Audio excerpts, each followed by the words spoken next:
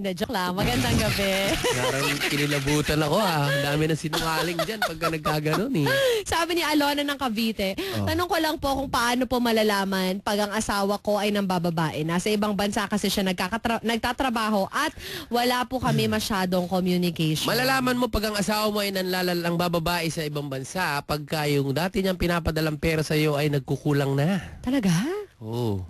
Tapos hindi na siya tumatawag, hindi kanya na kinakamusta. Yung katulad dati pag matagal kayong hindi nag-usap, yung, honey, kamusta ka na? Miss na miss na kita. Miss na rin kita. Gusto ko na umuwi. Kailan ka babalik dito? Gusto ko na putulin yung kontrata ko. Hindi na ako Pero bago mo putulin yung kontrata mo, Pero babalik ako. bakit? Bago mo putulin yung kontrata mo at bago ka bumalik dito, bakit kulang na yung binibigay mo? Ano ka ba? Hindi kulang yan. Tinitipid ko yan. Para sa'yo yan. Dati 5,000, 100 na lang ngayon. Magdang dolyar. Ganon. Hindi, pagka ganon muna. Ganon ang usapan. Pero pag yung ng bababae na ganito, mawag ka kunyari. Hello, Han. Oh, hello. Kumusta ka na? Tagal na kitang hinahanap. Miss na nga kita. Yung mga anak mo nandito na. May bago ka pang anak. Buntis ako. Ano ba? Sabi ko sa'yo kasi, mag-pills kayo. Ba't may ginagawa ako? Minsan lang tayo mag-usap.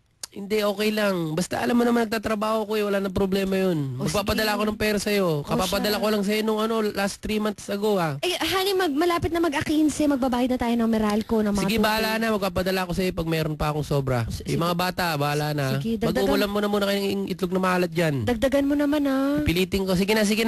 Andiyan yung boss ko. I Yan, love you. Tut. Hello? Yan, ganun na sila makipag-usap. Ganun na, para malamig na. Kasi mahalata mo pag talaga mahal na mahal ka nun. Masakit na. May iyak-iyak pa yun. Pag miss na miss ka talaga niya. Nihirapan ako. Gusto ko na umuwi. Kaya natin Kamusta kayo yung mga bata? 5 na kami. Dati 3. Bakit may asawa ka na dyan? Hindi. Pinicturean ko ulit. Naging kampanya yung picture. Ingat ka nga. Uuwi ako sa December Papa. Miss ka na namin. I love you. Naligo ka. Ang yabang mo. May camel cake. Ang sarap naman. Pag mga sweet-sweetan Pero talaga. pag gano'n talaga, malalaman mo talaga pag nag-iba yung ugali. Lalo na pag nandun siya sa ibang, nasa US, yan, mabilis magkaroon ng chicks dyan Malalaman din ba kung ang chicks mo ay babae at, malamang babae, ay Pilipina o hindi? Madalas naman kasi ang gusto ng mga Pilipino ron, mga Pilipina din. Hira lang yung mga ginagalaw-galaw lang nila, siguro mga puti. Pero hindi sila nakikisama. Hira lang yung nag-aasawa ng Pag nangangailangan lang ng laman, gano'n. Tawag ng laman. Kasi mga puti daw, yan Para yung nagsasayaw dun sa Facebook. Tama. Ayan. Sana nakatulong kami sa iyo, Alona ng Cavite. Tumawag kanina Talaga Nawawala pa yung aso, tinatanong sa iyo. Ang gulo. Inasusena mo sana ata. po pag tumawag kayo, may naka-ready na kayong tanong. Para maganda. Hindi nag-iisip po kayo. Ay, sayang po yung oras nyo. Tsaka huwag nyo ibababa. Kasi kaya natin nakuha yung caller na yun dahil yung unang tumawag. Binaba niya Ang hirap po kayang tumawag dito. Kaya pag nakapasok kayo, huwag yun na ibababa para masagot yung tanong nyo. Okay?